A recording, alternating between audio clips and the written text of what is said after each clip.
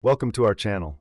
Today we are reading On Airs, Waters and Places by Greek physician Hippocrates, translated by Francis Adams. Part 1. Whoever wishes to investigate medicine properly should proceed thus. In the first place, to consider the seasons of the year and what effects each of them produces, for they are not at all alike, but differ much from themselves in regard to their changes. Then the winds, the hot and the cold, especially such as are common to all countries, and then such as are peculiar to each locality. We must also consider the qualities of the waters, for as they differ from one another in taste and weight, so also do they differ much in their qualities. In the same manner, when one comes into a city to which he is a stranger, he ought to consider its situation, how it lies as to the winds and the rising of the sun, for its influence is not the same whether it lies to the north or the south, to the rising or to the setting sun. These things one ought to consider most attentively, and concerning the waters which the inhabitants use, whether they be marshy and soft, or hard, and running from elevated and rocky situations, and then if saltish and unfit for cooking, and the ground, whether it be naked and deficient in water, or wooded and well watered, and whether it lies in a hollow, confined situation, or is elevated and cold, and the mode in which the inhabitants live, and what are their pursuits, whether they are fond of drinking and eating to excess, and given to indolence, or are fond of exercise and labor, and not given to excess in eating and drinking. Part 2. From these things he must proceed to investigate everything else. For if one knows all these things well, or at least the greater part of them, he cannot miss knowing, when he comes into a strange city, either the diseases peculiar to the place, or the particular nature of common diseases, so that he will not be in doubt as to the treatment of the diseases, or commit mistakes, as is likely to be the case provided one had not previously considered these matters. And in particular, as the season and the year advances, he can tell what epidemic diseases will attack the city, either in summer or in winter, and what each individual will be in danger of experiencing from the change of regimen. For knowing the changes of the seasons, the risings and settings of the stars, how each of them takes place, he will be able to know beforehand what sort of a year is going to ensue. Having made these investigations and knowing beforehand the seasons, such a one must be acquainted with each particular, and must succeed in the preservation of health, and be by no means unsuccessful in the practice of his art.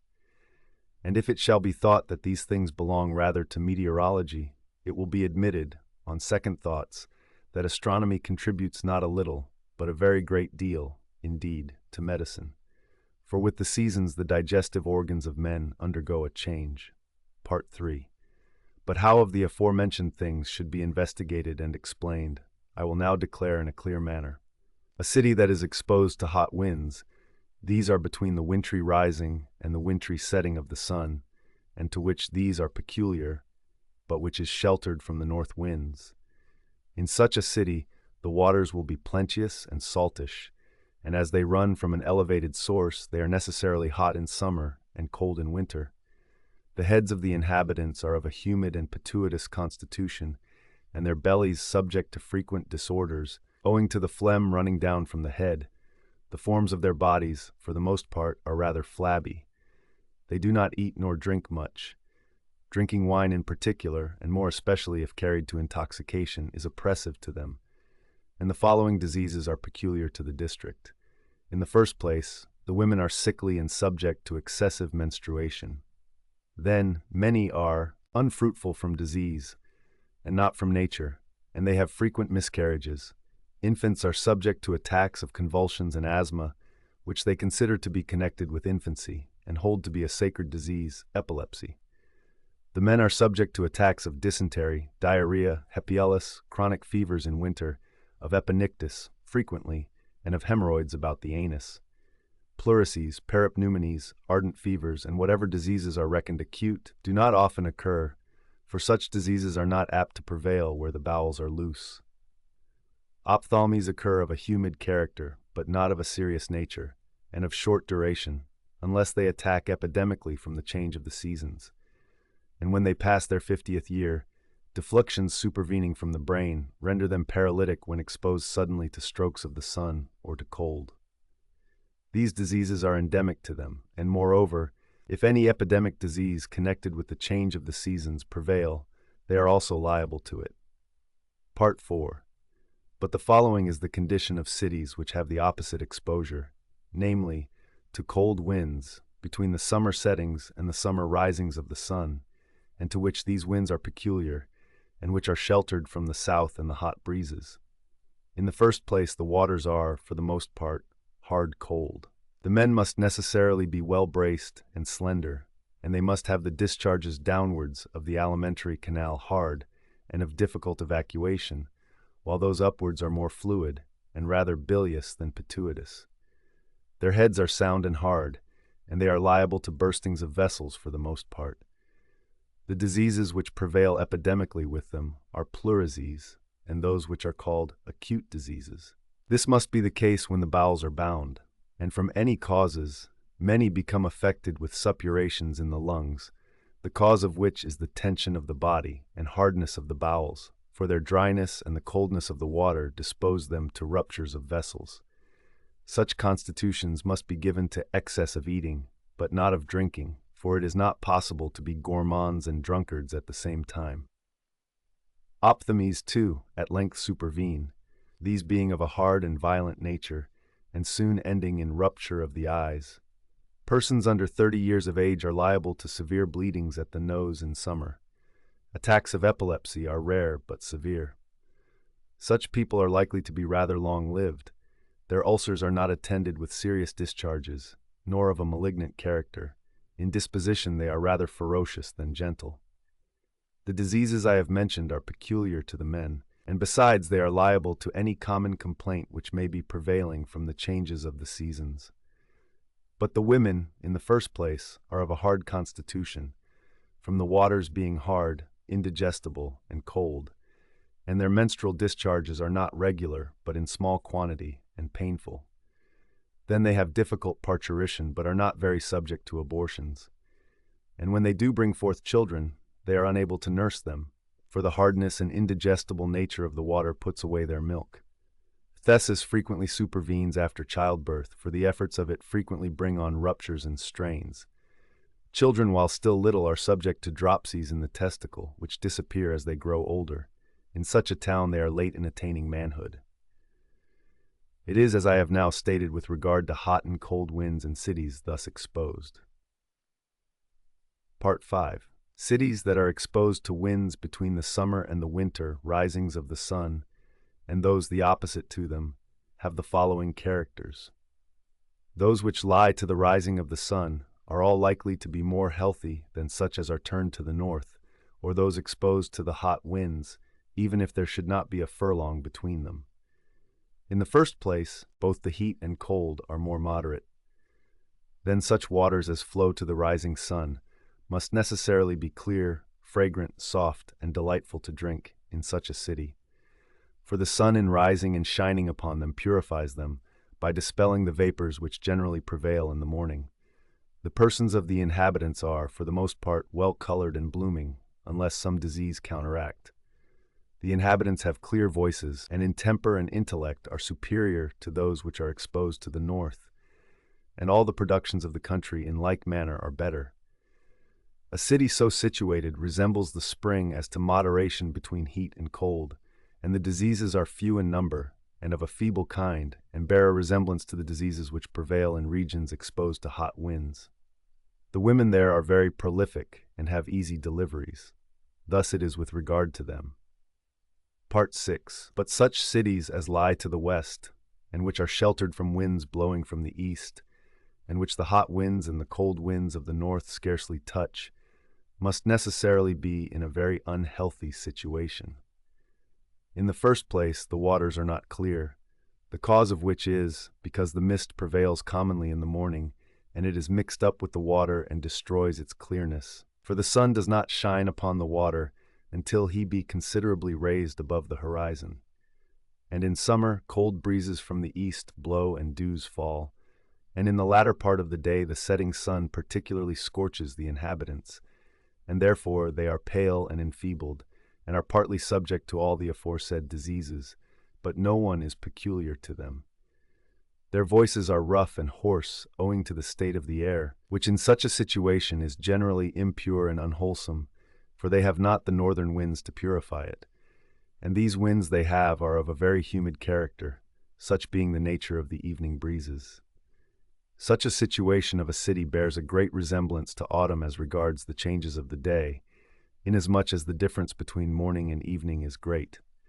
So it is with regard to the winds that are conducive to health, or the contrary.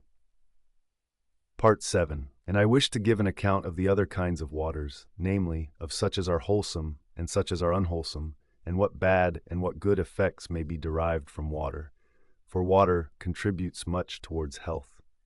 Such waters then as are marshy, stagnant, and belong to lakes, are necessarily hot in summer, thick, and have a strong smell, since they have no current. But being constantly supplied by rainwater, and the sun heating them, they necessarily want their proper color, are unwholesome, and form bile. In winter, they become congealed, cold, and muddy with the snow and ice, so that they are most apt to engender phlegm and bring on hoarseness. Those who drink them have large and obstructed spleens. Their bellies are hard, emaciated, and hot, and their shoulders, collarbones, and faces are emaciated, for their flesh is melted down and taken up by the spleen, and hence they are slender. Such persons then are voracious and thirsty. Their bellies are very dry both above and below, so that they require the strongest medicines. This disease is habitual to them both in summer and in winter, and in addition they are very subject to dropsies of a most fatal character, and in summer dysenteries, diarrheas, and protracted quartan fevers frequently seize them, and these diseases when prolonged dispose such constitutions to dropsies, and thus prove fatal. These are the diseases which attack them in summer, but in winter younger persons are liable to pneumonia and maniacal affections, and older persons to ardent fevers from hardness of the belly. Women are subject to oedema and leucophlegmacy. When pregnant they have difficult deliveries, their infants are large and swelled, and then during nursing they become wasted and sickly, and the lochial discharge after parturition does not proceed properly with the women. The children are particularly subject to hernia, and adults to varices and ulcers on their legs, so that persons with such constitutions cannot be long-lived, but before the usual period they fall into a state of premature old age. And further, the women appear to be with child, and when the time of parturition arrives, the fullness of the belly disappears, and this happens from dropsy of the uterus. Such waters then I reckon bad for every purpose. The next to them in badness are those which have their fountains in rocks, so that they must necessarily be hard, or come from a soil which produces thermal waters, such as those having iron, copper, silver, gold, sulfur, alum, bitumen, or nitre, soda in them. For all these are formed by the force of heat. Good waters cannot proceed from such a soil, but those that are hard and of a heating nature, difficult to pass by urine, and of difficult evacuation by the bowels. The best are those which flow from elevated grounds and hills of earth. These are sweet, clear, and can bear a little wine. They are hot in summer and cold in winter, for such necessarily must be the waters from deep wells. But those are most to be commended which run to the rising of the sun, and especially to the summer sun, for such are necessarily more clear, fragrant, and light. But all such as are salty, crude, and harsh are not good for drink. But there are certain constitutions and diseases with which such waters agree when drunk, as I will explain presently. Their characters are as follows. The best are such as have their fountains to the east. The next, those between the summer risings and settings of the sun, and especially those to the risings. And third, those between the summer and winter settings. But the worst are those to the south, and the parts between the winter rising and setting.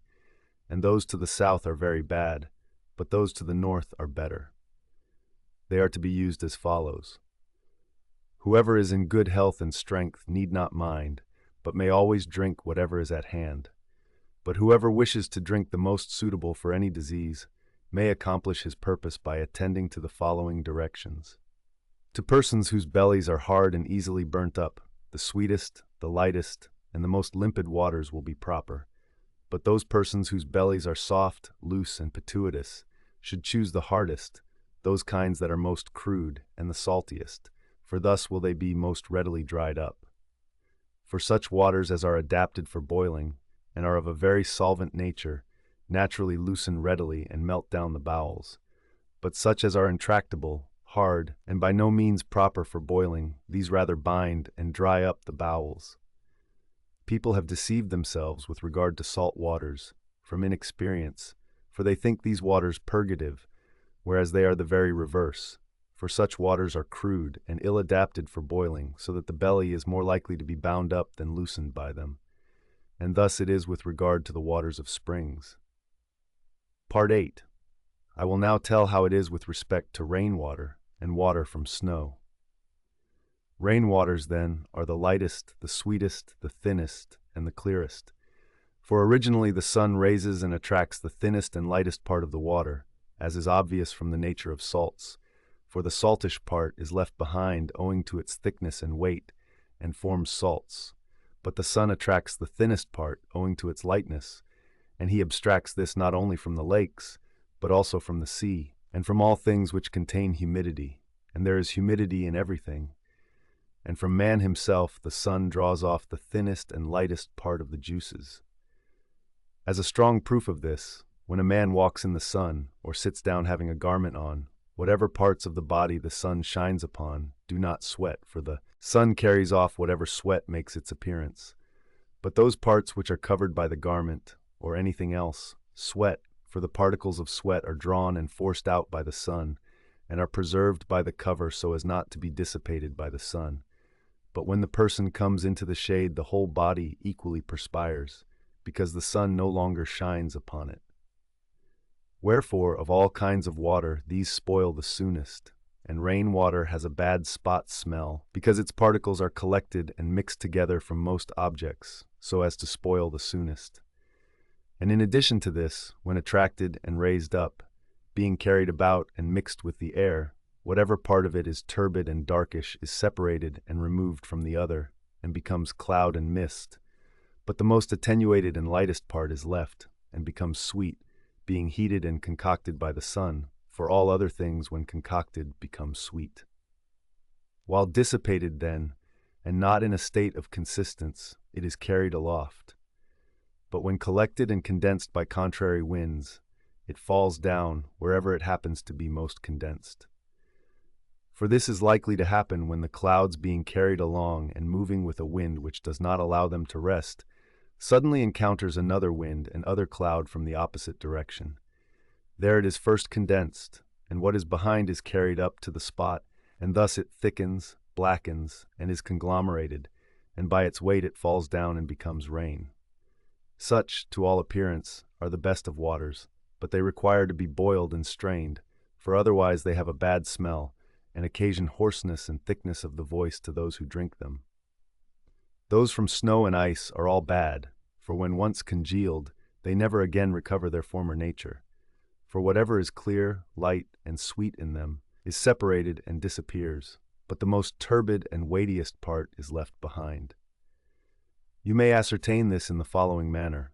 If in winter you will pour water by measure into a vessel and expose it to the open air until it is all frozen, and then on the following day bring it into a warm situation where the ice will thaw, if you will measure the water again when dissolved, you will find it much less in quantity. This is a proof that the lightest and thinnest part is dissipated and dried up by the congelation, and not the heaviest and thickest, for that is impossible. Wherefore I hold that waters from snow and ice, and those allied to them, are the worst of any for all purposes whatever. Such are the characters of rainwater and those from ice and snow. Part 9. Men become affected with the stone and are seized with diseases of the kidneys, strangury, sciatica, and become ruptured when they drink all sorts of waters, and those from great rivers into which other rivulets run, or from a lake into which many streams of all sorts flow, and such as are brought from a considerable distance. For it is impossible that such waters can resemble one another, but one kind is sweet, another saltish and aluminous, and some flow from thermal springs, and these being all mixed up together disagree, and the strongest part always prevails. But the same kind is not always the strongest, but sometimes one and sometimes another, according to the winds, for the north wind imparts strength to this water, and the south to that, and so also with regard to the others. There must be deposits of mud and sand in the vessels from such waters, and the aforesaid diseases must be engendered by them when drunk. But why not to all I will now explain. When the bowels are loose and in a healthy state, and when the bladder is not hot, nor the neck of the bladder very contracted, all such persons pass water freely, and no concretion forms in the bladder. But those in whom the belly is hot, the bladder must be in the same condition, and when preternaturally heated, its neck becomes inflamed. And when these things happen, the bladder does not expel the urine, but raises its heat excessively, and the thinnest part of it is secreted, and the purest part is passed off in the form of urine, but the thickest and most turbid part is condensed and concreted, at first in small quantity, but afterwards in greater. For being rolled about in the urine, whatever is of a thick consistence it assimilates to itself, and thus it increases and becomes indurated. And when such persons make water, the stone forced down by the urine falls into the neck of the bladder and stops the urine, and occasions intense pain, so that calculous children rub their privy parts and tear at them, as supposing that the obstruction to the urine is situated there. As a proof that it is as I say, persons affected with calculus have very limpid urine, because the thickest and foulest part remains and is concreted. Thus it generally is in cases of calculus. It forms also in children from milk, when it is not wholesome, but very hot and bilious, for it heats the bowels and bladder, so that the urine being also heated undergoes the same change. And I hold that it is better to give children only the most diluted wine, for such will least burn up and dry the veins. Calculi do not form so readily in women, for in them the urethra is short and wide, so that in them the urine is easily expelled. Neither do they rub the pudendum with their hands, nor handle the passage like males, for the urethra in women opens direct into the pudendum, which is not the case with men. Neither in them is the urethra so wide, and they drink more than children do.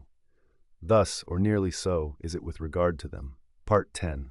And respecting the seasons, one may judge whether the year will prove sickly or healthy from the following observations.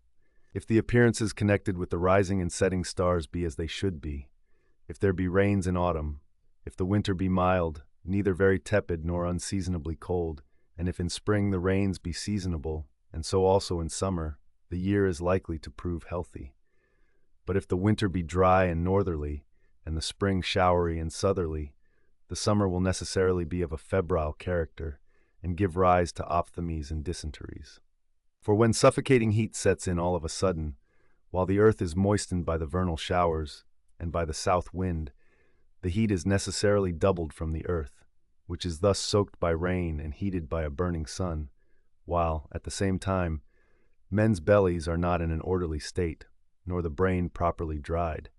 For it is impossible, after such a spring, but that the body and its flesh must be loaded with humors, so that very acute fevers will attack all, but especially those of a phlegmatic constitution. Dysenteries are also likely to occur to women and those of a very humid temperament. And if at the rising of the dog-star rain and wintry storms supervene, and if the Etesian winds blow, there is reason to hope that these diseases will cease, and that the autumn will be healthy. But if not, it is likely to be a fatal season to children and women, but least of all to old men, and that convalescence will pass into quartans, and from quartans into dropsies. But if the winter be southerly, showery and mild, but the spring northerly, dry, and of a wintry character, in the first place women who happen to be with child, and whose accouchement should take place in spring, are apt to miscarry, and such as bring forth have feeble and sickly children, so that they either die presently or are tender, feeble, and sickly, if they live. Such is the case with the women. The others are subject to dysenteries and dry ophthalmies, and some have catarrhs beginning in the head and descending to the lungs. Men of a phlegmatic temperament are likely to have dysenteries, and women also, from the humidity of their nature, the phlegm descending downwards from the brain. Those who are bilious too have dry ophthalmies, from the heat and dryness of their flesh. The aged too have catarrhs from their flabbiness and melting of the veins, so that some of them die suddenly, and some become paralytic on the right side or the left. For when, the winter being southerly and the body hot, the blood and veins are not properly constringed. A spring that is northerly, dry, and cold, having come on, the brain, when it should have been expanded and purged, by the coryza and hoarseness, is then constringed and contracted, so that the summer and the heat occurring suddenly, and a change supervening, these diseases fall out. And such cities as lie well to the sun and winds, and use good waters, feel these changes less, but such as use marshy and pooly waters, and lie well both as regards the winds and the sun, these all feel it more. And if the summer be dry, those diseases soon cease, but if rainy, they are protracted. And there is danger of any sore that there is becoming phagedenic from any cause, and leonteries and dropsies supervene at the conclusion of diseases, for the bowels are not readily dried up. And if the summer be rainy and southerly, and next the autumn, the winter must, of necessity, be sickly, and ardent fevers are likely to attack those that are phlegmatic, and more elderly than 40 years, and pleurisy and peripneumonies those that are bilious. But if the summer is parched and northerly, but the autumn rainy and southerly, headache and spassalus of the brain are likely to occur, and in addition hoarseness, coryza, coughs, and in some cases consumption. But if the season is northerly and without water, there being no rain, neither after the dog-star nor Arcturus, this state agrees best with those who are naturally phlegmatic, with those who are of a humid temperament, and with women. But it is most inimical to the bilious, for they become much parched up, and ophthalmies of a dry nature supervene, fevers both acute and chronic, and in some cases melancholy. For the most humid and watery part of the bile being consumed, the thickest and most acrid portion is left, and of the blood likewise, when these diseases came upon them. But all these are beneficial to the phlegmatic, for they are thereby dried up, and reach winter not oppressed with humors, but with them dried up. Part 11. Whoever studies and observes these things may be able to foresee most of the effects which will result from the changes of the seasons, and one ought to be particularly guarded during the greatest changes of the seasons, and neither willingly give medicines, nor apply the cautery to the belly, nor make incisions there until 10 or more days be past. Now, the greatest and most dangerous are the 2 solstices, and especially the summer, and also the 2 equinoxes, but especially the autumnal. One ought also to be guarded about the rising of the stars, especially of the dog-star, then of Arcturus, and then the setting of the Pleiades, for diseases are especially apt to prove critical in those days, and some prove fatal, some pass off, and all others change to another form and another constitution. So it is with regard to them. Part 12. I wish to show, respecting Asia and Europe, how, in all respects, they differ from one another, and concerning the figure of the inhabitants, for they are different, and do not at all resemble one another. To treat of all would be a long story, but I will tell you how I think it is with regard to the greatest and most marked differences. I say, then, that Asia differs very much from Europe as to the nature of all things, both with regard to the productions of the earth and the inhabitants, for everything is produced much more beautiful and large in Asia. The country is milder, and the dispositions of the inhabitants also are more gentle and affectionate. The cause of this is the temperature of the seasons, because it lies in the middle of the risings of the sun towards the east, and removed from the cold and heat, for nothing tends to growth and mildness so much as when the climate has no predominant quality, but a general equality of temperature prevails. It is not everywhere the same with regard to Asia, but such parts of the country as lie intermediate between the heat and the cold are the best supplied with fruits and trees, and have the most genial climate, and enjoy the purest waters, both celestial and terrestrial. For neither are they much burnt up by the heat, nor dried up by the drought and want of rain, nor do they suffer from the cold, since they are well watered from abundant showers and snow, and the fruits of the season, as might be supposed, grow in abundance, both such as are raised from seed that has been sown, and such plants as the earth produces of its own accord, the fruits of which the inhabitants make use of, training them from their wild state and transplanting them to a suitable soil. The cattle also which are reared there are vigorous, particularly prolific, and bring up young of the fairest description.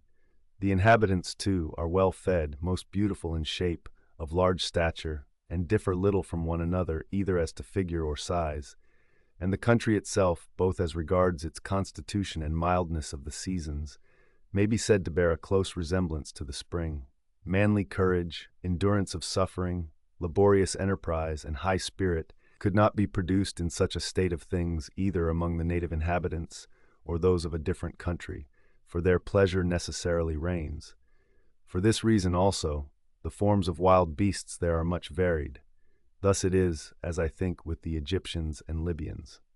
Part 13. But concerning those on the right hand of the summer risings of the sun, as far as the Palus Meotis, for this is the boundary of Europe and Asia, it is with them as follows.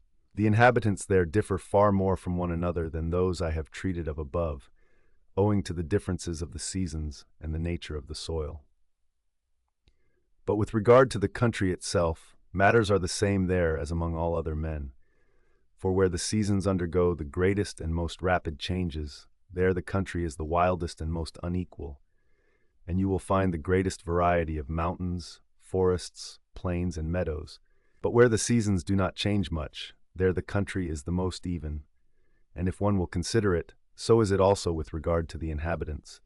For the nature of some is like to a country covered with trees and well watered, of some to a thin soil deficient in water, of others to fenny and marshy places, and of some again to a plain of bare and parched land. For the seasons which modify their natural frame of body are varied, and the greater the varieties of them, the greater also will be the differences of their shapes. Part 14. I will pass over the smaller differences among the nations, but will now treat of such as are great either from nature or custom, and first concerning the macrocephali. There is no other race of men which have heads in the least resembling theirs. At first, usage was the principal cause of the length of their head, but now nature cooperates with usage. They think those the most noble who have the longest heads. It is thus with regard to the usage. Immediately after the child is born, and while its head is still tender, they fashion it with their hands, and constrain it to assume a lengthened shape by applying bandages and other suitable contrivances, whereby the spherical form of the head is destroyed, and it is made to increase in length. Thus at first usage operated, so that this constitution was the result of force, but in the course of time it was formed naturally, so that usage had nothing to do with it, for the semen comes from all parts of the body, sound from the sound parts, and unhealthy from the unhealthy parts. If, then, children with bald heads are born to parents with bald heads, and children with blue eaves to parents who have blue eyes, and if the children of parents having distorted eyes squint also for the most part, and if the same may be said of other forms of the body, what is to prevent it from happening that a child with a long head should be produced by a parent having a long head? But now these things do not happen as they did formerly, for the custom no longer prevails owing to their intercourse with other men. Thus it appears to me to be with regard to them. Part 15. As to the inhabitants of Phasis, their country is fenny, warm, humid, and wooded. Copious and severe rains occur there at all seasons, and the life of the inhabitants is spent among the fens, for their dwellings are constructed of wood and reeds and are erected amidst the waters. They seldom practice walking either to the city or the market, but sail about, up and down, in canoes constructed out of single trees, for there are many canals there. They drink the hot and stagnant waters, both when rendered putrid by the sun and when swollen with rains. The Phasis itself is the most stagnant of all rivers, and runs the smoothest. All the fruits which spring there are unwholesome, feeble, and imperfect growth, owing to the redundance of water, and on this account they do not ripen, for much vapor from the waters overspreads the country. For these reasons the Phasians have shapes different from those of all other men, for they are large in stature, and of a very gross habit of body, so that not a joint nor vein is visible. In color they are sallow, as if affected with jaundice. Of all men they have the roughest voices. From their breathing an atmosphere which is not clear but misty and humid, they are naturally rather languid in supporting bodily fatigue. The seasons undergo but little change either as to heat or cold. Their winds for the most part are southerly, with the exception of one peculiar to the country, which sometimes blows strong, is violent and hot, and is called by them the wind Senkron. The north wind scarcely reaches them, and when it does blow, it is weak and gentle. Thus it is with regard to the different nature and shape of the inhabitants of Asia and Europe. Part 16. And with regard to the pusillanimity and cowardice of the inhabitants, the principal reason the Asiatics are more unwarlike and of gentler disposition than the Europeans is the nature of the seasons, which do not undergo any great changes either to heat or cold, or the like. For there is neither excitement of the understanding, nor any strong change of the body, whereby the temper might be ruffled, and they be roused to inconsiderate emotion and passion, rather than living as they do always in the state. It is changes of all kinds which arouse understanding of mankind, and do not allow them to get into a torpid condition. For these reasons, it appears to me, the Asiatic race is feeble, and further, owing to their laws, for monarchy prevails in the greater part of Asia, and where men are not their own masters, nor independent, but are the slaves of others, it is not a matter of consideration with them how they may acquire military discipline, but how they may seem not to be warlike, for the dangers are not equally shared, since they must serve as soldiers, perhaps endure fatigue, and die for their masters, far from their children, their wives, and other friends, and whatever noble and manly actions they may perform lead only to the aggrandizement of their masters, whilst the fruits which they reap are dangers and death, and, in addition to all this, the lands of such persons must be laid waste by the enemy and want of culture. Thus, then, if any one be naturally warlike and courageous, his disposition will be changed by the institutions. As a strong proof of all this, such Greeks or barbarians in Asia as are not under a despotic form of government, but are independent and enjoy the fruits of their own labors, are of all others the most warlike, for these encounter dangers on their own account, bear the prizes of their own valor, and in like manner endure the punishment of their own cowardice. And you will find the Asiatics differing from one another, for some are better and others more dastardly. Of these differences, as I stated before, the changes of the seasons are the cause. Thus it is with Asia. Part 17. In Europe there is a Scythian race called Sauromatae, which inhabits the confines of the Palus Meotis, and is different from all other races. Their women mount on horseback, use the bow, and throw the javelin from their horses, and fight with their enemies as long as they are virgins, and they do not lay aside their virginity until they kill 3 of their enemies, nor have any connection with men until they perform the sacrifices according to law. Whoever takes to herself a husband gives up riding on horseback unless the necessity of a general expedition obliges her. They have no right breast, for while still of a tender age, their mothers heat strongly a copper instrument constructed for this very purpose, and apply it to the right breast, which is burnt up, and its development being arrested, all the strength and fullness are determined to the right shoulder and arm. Part 18. As the other Scythians have a peculiarity of shape and do not resemble any other, the same observation applies to the Egyptians, only that the latter are oppressed by heat and the former by cold.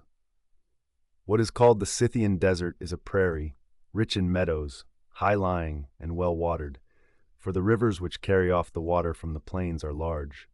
There live those Scythians which are called nomades, because they have no houses, but live in wagons.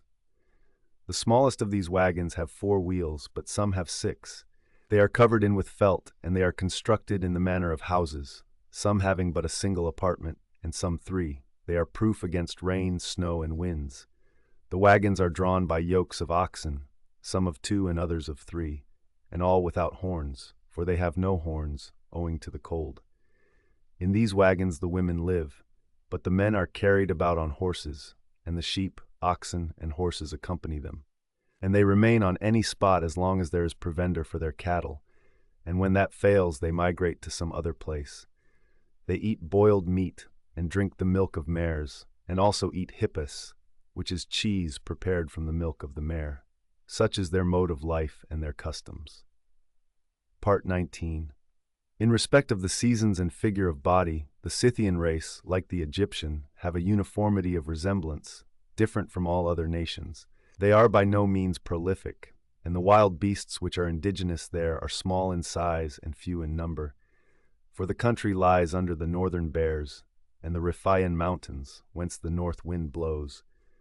The sun comes very near to them only when in the summer solstice, and warms them but for a short period, and not strongly. And the winds blowing from the hot regions of the earth do not reach them, or but seldom and with little force. But the winds from the north always blow, congealed as they are, by the snow, ice, and much water, for these never leave the mountains, which are thereby rendered uninhabitable. A thick fog covers the plains during the day, and amidst it they live, so that winter may be said to be always present with them. Or, if they have summer, it is only for a few days, and the heat is not very strong. Their plains are high-lying and naked, not crowned with mountains, but extending upwards under the northern bears. The wild beasts there are not large, but such as can be sheltered underground, for the cold of winter and the barrenness of the country prevent their growth, and because they have no covert nor shelter. The changes of the seasons, too, are not great nor violent, for in fact they change gradually, and therefore their figures resemble one another, as they all equally use the same food and the same clothing summer and winter, respiring a humid and dense atmosphere, and drinking water from snow and ice. Neither do they make any laborious exertions, for neither body nor mind is capable of enduring fatigue when the changes of the seasons are not great. For these reasons their shapes are gross and fleshy, with ill-marked joints, of a humid temperament, and deficient in tone. The internal cavities, and especially those of the intestines, are full of humors.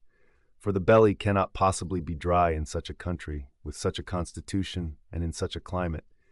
But owing to their fat, and the absence of hairs from their bodies, their shapes resemble one another, the males being all alike, and so also with the women. For the seasons being of a uniform temperature, no corruption or deterioration takes place in the concretion of the semen, unless from some violent cause or from disease. Part 20. I will give you a strong proof of the laxity of their constitutions.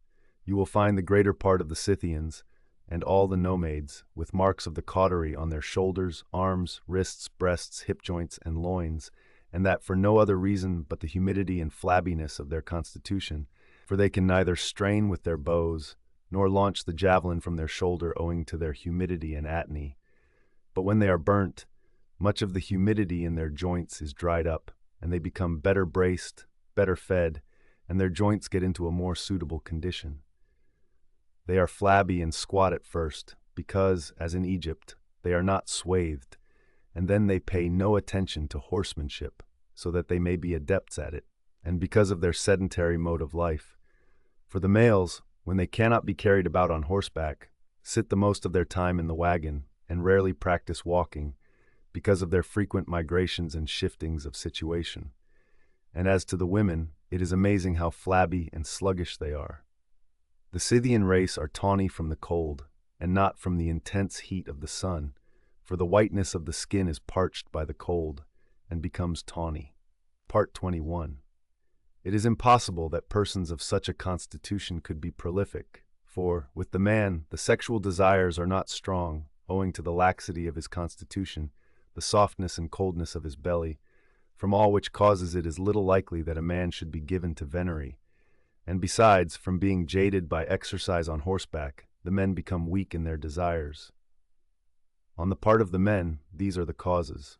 But on that of the women, they are embonpoint and humidity, for the womb cannot take in the semen, nor is the menstrual discharge such as it should be, but scanty and at too long intervals. And the mouth of the womb is shut up by fat and does not admit the semen. And, moreover, they themselves are indolent and fat, and their bellies cold and soft. From these causes the Scythian race is not prolific. Their female servants furnish a strong proof of this, for they no sooner have connection with a man than they prove with child, owing to their active course of life and the slenderness of body. Part 22. And, in addition to these, there are many eunuchs among the Scythians who perform female work and speak like women. Such persons are called effeminates. The inhabitants of the country attribute the cause of their impotence to a god, and venerate and worship such persons, every one dreading that the like might befall himself. But to me it appears that such affections are just as much divine as all others are, and that no one disease is either more divine or more human than another, but that all are alike divine, for that each has its own nature, and that no one arises without a natural cause. But I will explain how I think that the affection takes its rise. From continued exercise on horseback, they are seized with chronic defluxions in their joints, owing to their legs always hanging down below their horses. They afterwards become lame and stiff at the hip joint, such of them, at least, as are severely attacked with it. They treat themselves in this way. When the disease is commencing, they open the vein behind either ear, and when the blood flows, sleep, from feebleness, seizes them, and afterwards they awaken, some in good health and others not. To me it appears that the semen is altered by this treatment, for there are veins behind the ears which, if cut, induce impotence. Now, these veins would appear to me to be cut. Such persons afterwards, when they go into women and cannot have connection with them, at first do not think much about it, but remain quiet. But when, after making the attempt 2, 3, or more times, they succeed no better, fancying they have committed some offense against the God whom they blame for the affection, they put on female attire, reproach themselves for effeminacy, play the part of women, and perform the same work as women do. This the rich among the Scythians endure, not the basest, but the most noble and powerful, owing to their riding on horseback. For the poor are less affected, as they do not ride on horses.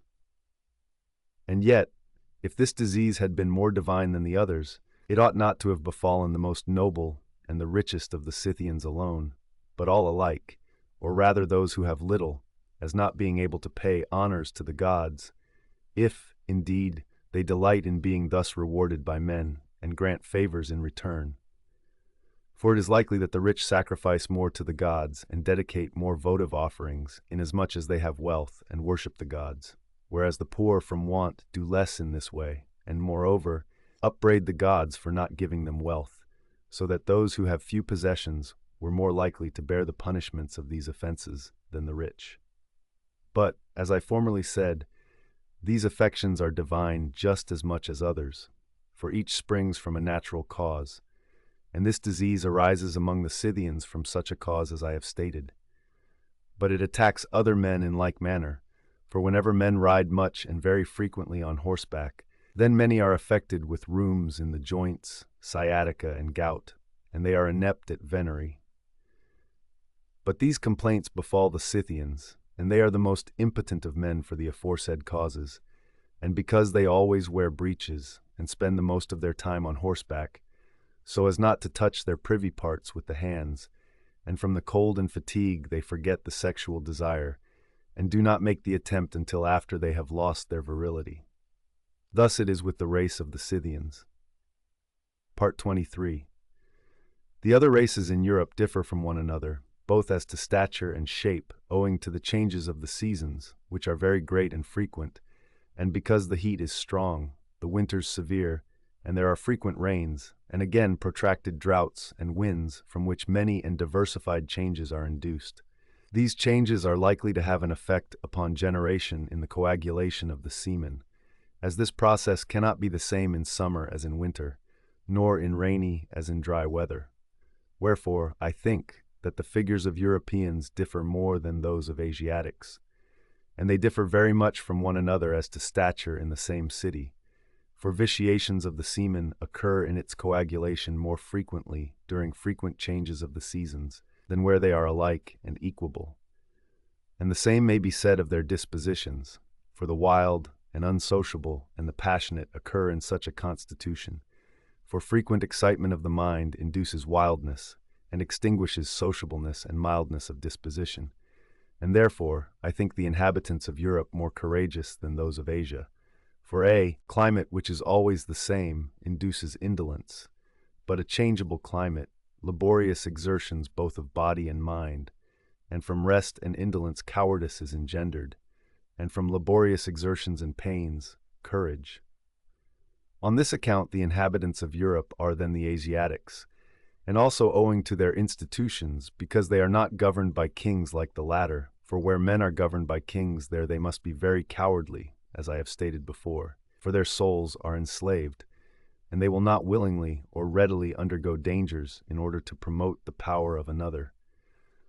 But those that are free undertake dangers on their own account, and not for the sake of others.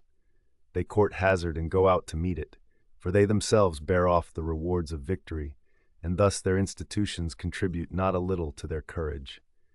Such is the general character of Europe and Asia. Part 24. And there are in Europe other tribes, differing from one another in stature, shape, and courage. The differences are those I formerly mentioned, and will now explain more clearly. Such as inhabit a country which is mountainous, rugged, elevated, and well-watered, and where the changes of the seasons are very great, are likely to have great variety of shapes among them, and to be naturally of an enterprising and warlike disposition. And such persons are apt to have no little of the savage and ferocious in their nature. But such as dwell in places which are low-lying, abounding in meadows and ill-ventilated, and who have a larger proportion of hot than of cold winds, and who make use of warm waters, these are not likely to be of large stature, nor well-proportioned, but are of a broad make, fleshy, and have black hair, and they are rather of a dark than of a light complexion, and are less likely to be phlegmatic than bilious. Courage and laborious enterprise are not naturally in them, but may be engendered in them by means of their institutions. And if there be rivers in the country which carry off the stagnant and rain water from it, these may be wholesome and clear. But if there be no rivers, but the inhabitants drink the waters of fountains, and such as are stagnant and marshy, they must necessarily have prominent bellies and enlarged spleens. But such as inhabit a high country, and one that is level, windy, and well-watered, will be large of stature, and like to one another, but their minds will be rather unmanly and gentle. Those who live on thin, ill-watered, and bare soils, and not well attempered in the changes of the seasons, in such a country they are likely to be in their persons rather hard and well-braced, rather of a blonde than a dark complexion, and in disposition and passions haughty and self-willed. For where the changes of the seasons are most frequent, and where they differ most from one another, there you will find their forms, dispositions, and nature the most varied. These are the strongest of the natural causes of difference, and next the country in which one lives, and the waters. For in general, you will find the forms and dispositions of mankind to correspond with the nature of the country. For where the land is fertile, soft, and well-watered, and supplied with waters from very elevated situations, so as to be hot in summer and cold in winter, and where the seasons are fine, there the men are fleshy, have ill-formed joints, and are of a humid temperament. They are not disposed to endure labor, and for the most part are base in spirit. Indolence and sluggishness are visible in them, and to the arts they are dull, and not clever nor acute. When the country is bare, not fenced, and rugged, blasted by the winter and scorched by the sun, there you may see the hardy, slender, with well-shaped joints, well-braced, and shaggy. Sharp, industry, and vigilance accompany such a constitution. In morals and passions they are haughty and opinionative, inclining rather to the fierce than to the mild, and you will find them acute and ingenious as regards the arts, and excelling in military affairs, and likewise all the other productions of the earth, corresponding to the earth itself. Thus it is with regard to the most opposite natures and shapes. Drawing conclusions from them, you may judge of the rest without any risk of error. Our audiobook ends here. Thank you for listening. If you want any particular book in this channel, please let us know in the comments.